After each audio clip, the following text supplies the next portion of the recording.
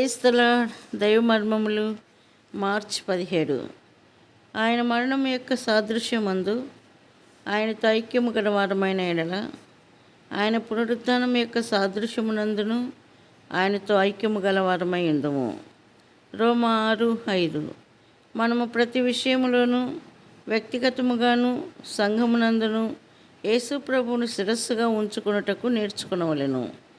మన వ్యక్తిగత ఏర్పాట్ల కొరకైనను దేవుని పరిచర్య కొరకైనను ఆయన సన్నిధిలో మొరపెట్టుకొని తీర్మానించుకునవలెను.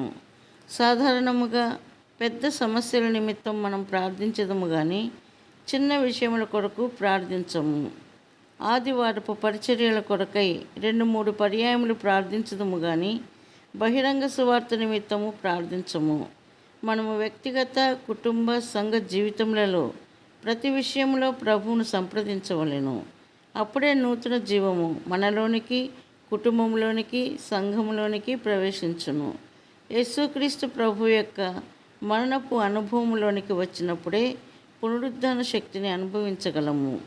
మనము తిరిగి జన్మించినప్పుడు ప్రభు అయిన యేసుక్రీస్తు యొక్క మరణ పునరుద్ధానములలోనికి మనము అంటుకట్టబడితిమి. అంటుకట్టబడినప్పుడు పులుపు పండ్లు ఫలించు చెట్లు తీయటి పండ్లను, చిన్న ఫలములు ఫలించు చెట్లు పెద్ద పండ్లను ఫలించును. ప్రభు అయిన యేసు మన పాపములను క్షమించడం మాత్రమే కాక ఆత్మీయముగా మనలను ఆయన మరణ భూస్థాపన పునరుత్థానములలోనికి బాప్తిసమునందు అంటుకట్టి మన పాత స్వభావమునకు చనిపోగలుగునట్లు చేయుచున్నాడు.